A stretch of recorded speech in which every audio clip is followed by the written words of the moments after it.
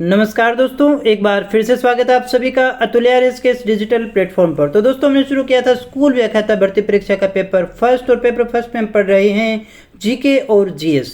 तो दोस्तों, हमने सबसे पहले जो सिलेबस शुरू किया था वो था हमारा भारत का इतिहास, और काफ़ी इंपॉर्टेंट टॉपिक है दोस्तों। और इसमें हमने काफ़ी सारी चीज़ें पढ़ ली थी। यहाँ देखिएगा दोस्तों, ये डेवलपमेंट ऑफ आर्ट, साइंस और literature during Maurya and Gupta period ये अपने कर चुके थे। Ancient Indian education system, educational institution of learning, Indian culture expansion, growth of education during British period, freedom struggle 1857, rise of nationalist movement, ये सारा हम पढ़ चुके थे। अभी हम पढ़ रहे थे prominent leader of nationalist movement, जिसमें से वी.डी. सावरकर, बंकिम चंद्र चटर्जी, लाला लाजपत राय, बाल गंगाधर तिलक, विपिन चंद्र पाल, चंद्रशेखर आज़ाद, भगत सिंह, सुखदेव, यहाँ तक हम पढ़ चुके थे दोस्तों। अभी हमारे पास में केवल 2 प्रोमिनेंट लीडर बचे हैं जिनके विषय में आज हम पढ़ने जा रहे हैं। काफ़ी इंपॉर्टेंट है, और वो 2 हैं रास बिहारी बोस और हमारे सुभाष चंद्र बोस, जहाँ से काफ़ी ज़्यादा संख्या में प्रश्न पूछे जाने की संभावना रहती है दोस्तों। बड़े अच्छे से हम इस टॉपिक को करने वाले हैं, एक एक चीज़ को आपको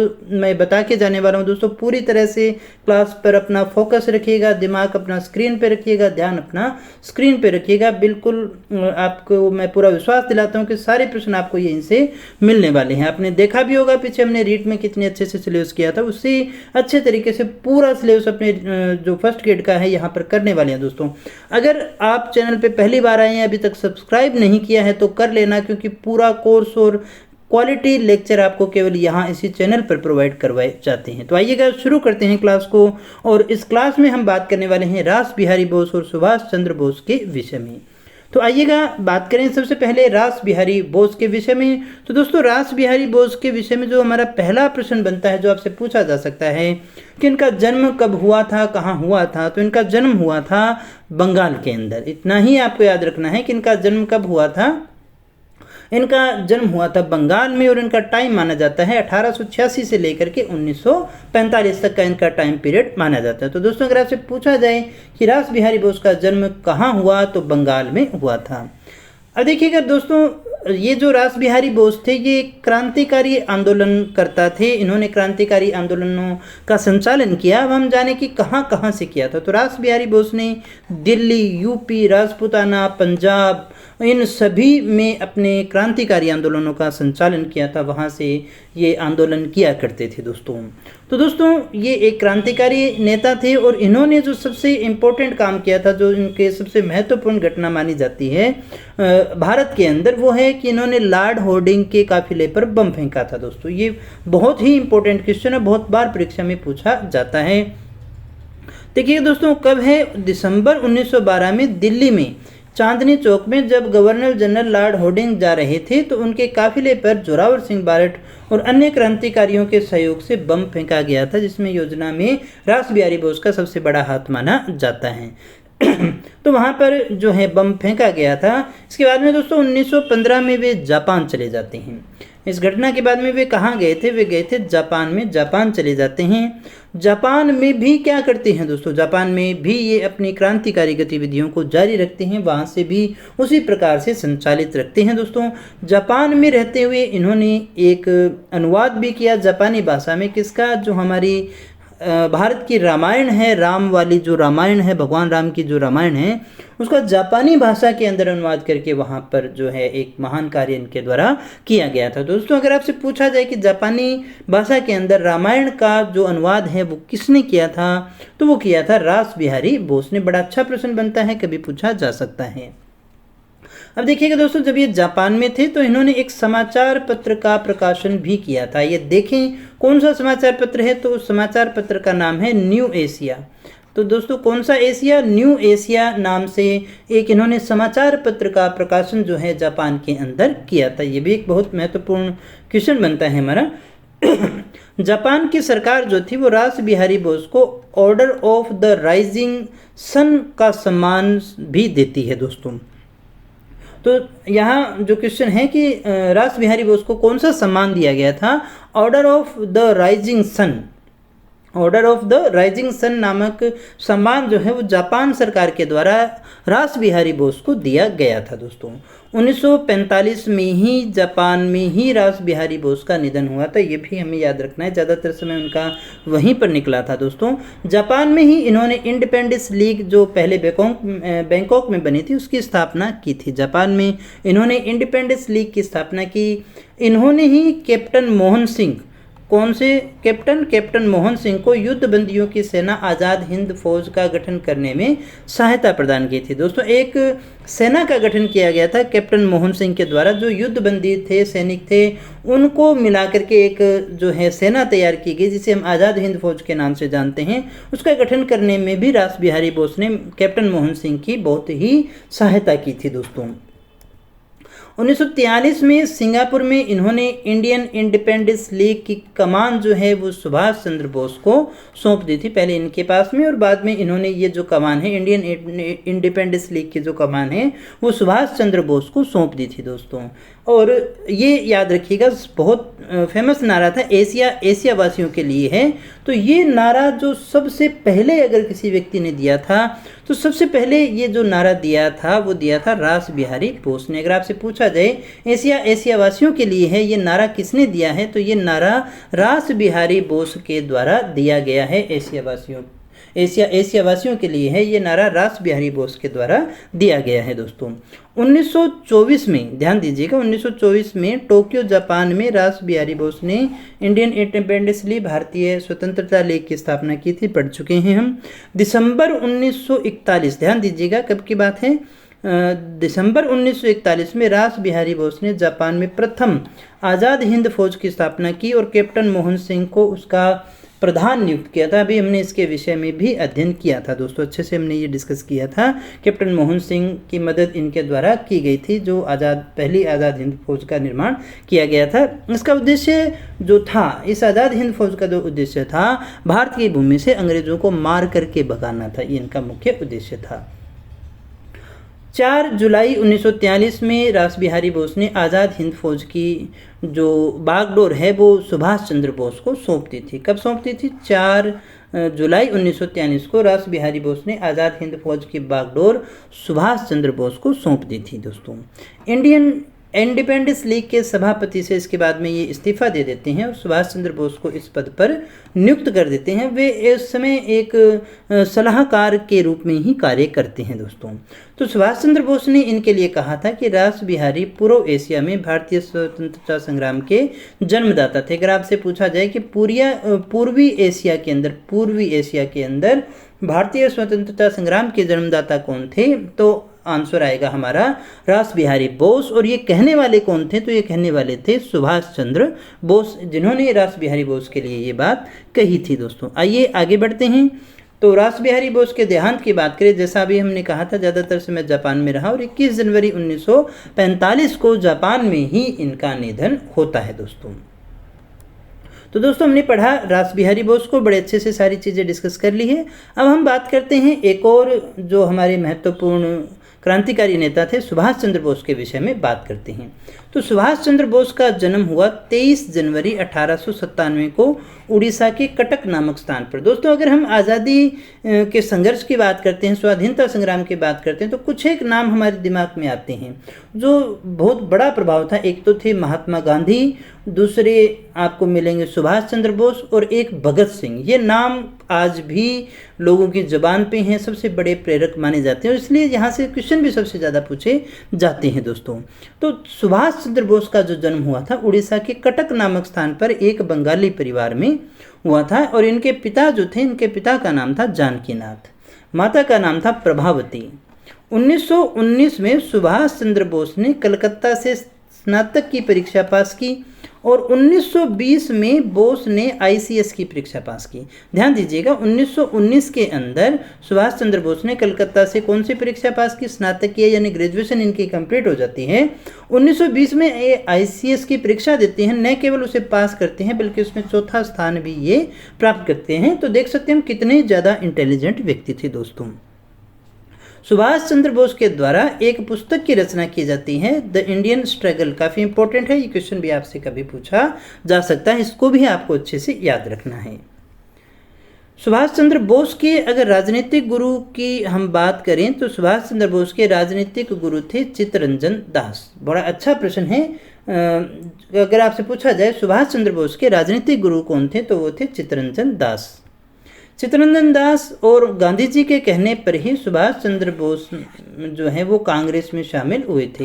यहाँ अच्छा प्रश्न बनता है कि कांग्रेस में सुभाष चंद्र बोस शामिल हुए थे तो किसके कहने पे हुए थे, तो चित्तरंजन दास जो कि इनके राजनीतिक गुरु थे और महात्मा गांधी के कहने पर ही सुभाष चंद्र बोस जो है वो कांग्रेस में शामिल होते हैं। 1921 में अंग्रेजी सरकार के द्वारा इन्हें 6 माह के कारावास की सजा दी जाती है। जेल से रिहा होने के बाद सुभाष चंद्र बोस बांग्लार कथा नाम से एक पत्रिका का संपादन करते हैं। काफ़ी इंपॉर्टेंट क्वेश्चन है दोस्तों हमारा। कौन सी पत्रिका है? बांग्लार कथा जो पत्रिका है इसका संपादन सुभाष चंद्र बोस के द्वारा किया जाता है दोस्तों, जेल से रिहा होने के बाद में। 1924 में सुभाष चंद्र बोस को गिरफ्तार करके मांडले जेल में रखा जाता है। ये भी याद रखना, कौन सी जेल में रखा गया था दोस्तों? मांडले जेल में रखा गया था। 1927 में सुभाष चंद्र बोस के द्वारा इंडिपेंडेंस लीग की स्थापना की गई थी। ये भी याद रखना। इंडिपेंडेंस लीग की स्थापना 1927 में किसने की है? सुभाष चंद्र बोस ने की है दोस्तों। 1939 में सुभाष चंद्र बोस ने फॉरवर्ड ब्लॉक की स्थापना की। ये क्वेश्चन बहुत ही इंपॉर्टेंट है, मोस्ट इंपॉर्टेंट क्वेश्चन हम इसे कह सकते हैं। 1939 में सुभाष चंद्र बोस के द्वारा फॉरवर्ड ब्लॉक की स्थापना की गई थी दोस्तों। 1940 में सुभाष चंद्र बोस को कलकत्ता में उनके घर में ही नज़रबंद कर दिया जाता है दोस्तों, लेकिन इनमें एक क्वालिटी थी वेश बदलने की, उसका ये फ़ायदा उठाते हैं। 1941 में जियाउद्दीन पठान का वेश बना करके सुभाष चंद्र बोस जो हैं वो घर से निकल जाते हैं, यहाँ से चले जाते हैं दोस्तों। फिर कलकत्ता से सुभाष चंद्र बोस कहाँ पहुँचे थे? पेशावर पहुँचते हैं। पेशावर में भगत राम नामक व्यक्ति के द्वारा इनके बहुत ज़्यादा सहायता की जाती है। छोटे छोटे क्वेश्चन हैं, कई बार परीक्षा में पूछ लेता है। पेशावर से काबुल होते हुए सुभाष चंद्र बोस कहाँ पहुँच जाते हैं? जर्मनी पहुँच गए दोस्तों। कहाँ पर पहुँच गए? जर्मनी तक ये पहुँच जाते हैं। जर्मनी में सुभाष चंद्र बोस की जो मुलाकात होती है वो हिटलर से होती है दोस्तों। किससे हुई? हिटलर से हुई।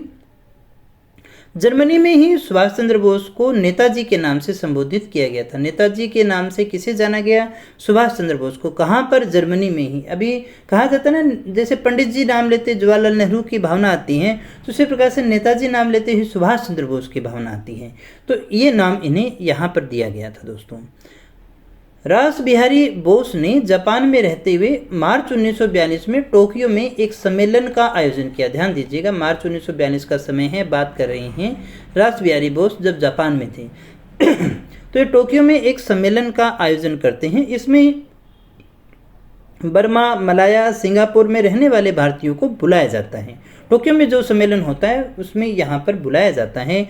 इसमें रास बिहारी बोस के द्वारा स्वतंत्रता लीग और आज़ाद हिंद फौज बनाने की घोषणा की जाती है दोस्तों। इंडियन इंडिपेंडेंस लीग और आज़ाद हिंद फौज बनाने की घोषणा की जाती है।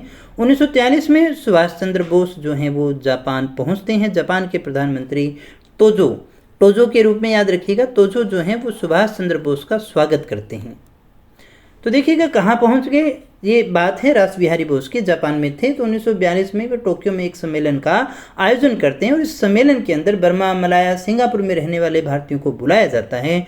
और इसी सम्मेलन में रास बिहारी बोस जो है वो भारतीय स्वतंत्रता लीग और आज़ाद हिंद फौज बनाने की घोषणा करते हैं। करते करते 1943 में सुभाष चंद्र बोस भी जापान पहुँच जाते हैं। ये उस समय तक इतने चर्चित हो चुके थे, इसलिए जापान के प्रधानमंत्री टोजो के द्वारा सुभाष चंद्र बोस का स्वागत किया जाता है। टोक्यो से सुभाष चंद्र बोस ने भारतीयों को रेडियो के द्वारा संबोधित किया था दोस्तों, ये संबोधन करने का कार्य किया था टोक्यो से। 21 अक्टूबर 1943 को सिंगापुर में सुभाष चंद्र बोस के द्वारा स्वतंत्र भारत की अस्थायी सरकार की स्थापना होती है। ध्यान दीजिएगा, मोस्ट इम्पोर्टेंट क्वेश्चन है दोस्तों, मोस्ट इम्पोर्टेंट क्वेश्चन है। कब हुई? 21 अक्टूबर 1943 को। कहाँ हुई? सिंगापुर में हुई। क्या हुई? स्वतंत्र भारत की अस्थायी सरकार की यानी इस बात को स्वतंत्रता दिला करके एक अस्थायी सरकार भी बना देते हैं वहाँ पे, और इस सरकार को 9 देशों के द्वारा मान्यता भी दे दी जाती है दोस्तों। तो ये भी अभी जैसे तालिबान में हुआ है ना, सरकार बदल दी और उसे मान्यता भी दे दी गई। तो इसी प्रकार से यहाँ पर हम कहें, हम वैसा तुलना करने का मतलब नहीं है, मैं ये कह रहा हूँ कि उस समय स्वतंत्र भारत मान लिया जाता है और एक अस्थायी सरकार की स्थापना हो जाती है और इसे 9 देशों के द्वारा मान्यता भी दी जाती है। तो ऐसा जो शानदार काम करने का प्रयास किया था वो सुभाष चंद्र बोस के द्वारा किया गया था और वहाँ पर एक अस्थायी स्वतंत्र भारत की अस्थायी सरकार बना देते हैं सुभाष चंद्र बोस। तो दोस्तों सुभाष चंद्र बोस के द्वारा नारा दिया गया था और नारा क्या दिया गया है, तुम मुझे खून दो मैं तुम्हें आज़ादी दूंगा। कौन सा नारा दिया गया दोस्तों? सुभाष चंद्र बोस के द्वारा नारा दिया गया है, तुम मुझे खून दो मैं तुम्हें आज़ादी दूंगा, नवंबर 1943 में। तो दोस्तों कई बार तो ये क्वेश्चन ही पूछ लिया जाता है ना, तुम मुझे खून दो मैं तुम्हें आज़ादी दूंगा। हालांकि ये तो अब तो पहली दूसरी कक्षा के लेवल का रह गया। नवंबर 1943 में जापान ने अंडमान और निकोबार 2 द्वीप सुभाष चंद्र बोस को दे दिए। जापान का इतना प्रभाव रहा कि अंडमान और निकोबार 2 द्वीप जो हैं जो इनके कब्जे में थे, तो अंडमान निकोबार द्वीप सुभाष चंद्र बोस को दे दिए जाते हैं। सुभाष चंद्र बोस अंडमान द्वीप का नाम शहीद और जो निकोबार द्वीप है उसका नाम रखते हैं स्वराज। काफ़ी इंपॉर्टेंट क्वेश्चन है, यहाँ से क्वेश्चन पूछा जा सकता है। हाल ही में भारत सरकार के द्वारा नेताजी को श्रद्धांजलि देते हुए अंडमान द्वीप समूह का नाम जो है वो बदला गया। रोस आइलैंड इसे दिया गया नेताजी सुभाष चंद्र बोस, नील आइलैंड को शहीद और हैवलॉक आइलैंड को स्वराज नाम दिया गया था। दोस्तों ये भी आपको याद रखना है। 30 दिसंबर 1945 को आज़ाद हिंद फौज की टुकड़ियां भी इन आइलैंड्स पर भेजी गई थी, यहाँ पर भेजी गई थी। 22 सितंबर 1944 को सुभाष चंद्र बोस के द्वारा शहीदी दिवस मनाया गया। अब यहाँ बड़ा अच्छा प्रश्न बनता है, शहीदी दिवस कब मनाया गया? तो 22 सितंबर 1944 को सुभाष चंद्र बोस के द्वारा शहीदी दिवस मनाया गया है। और दूसरे विश्व, अब देखिएगा ये जो स्थान थे जापान थे, लेकिन जापान सेकेंड वर्ल्ड वॉर में हार जाती है। तो हारने के बाद अंग्रेज जो पुनः इन अपने क्षेत्र थे, इनके ही क्षेत्र थे, इनके ऊपर अधिकार कर लेते हैं। अगस्त 1945 में सुभाष चंद्र बोस बैंकॉक से टोक्यो के लिए रवाना हो जाते हैं। फार्मोसा ताइपे, स्थान कौन सा है? Formosa Taipei. 18 अगस्त 1945 को ये माना जाता है कि विमान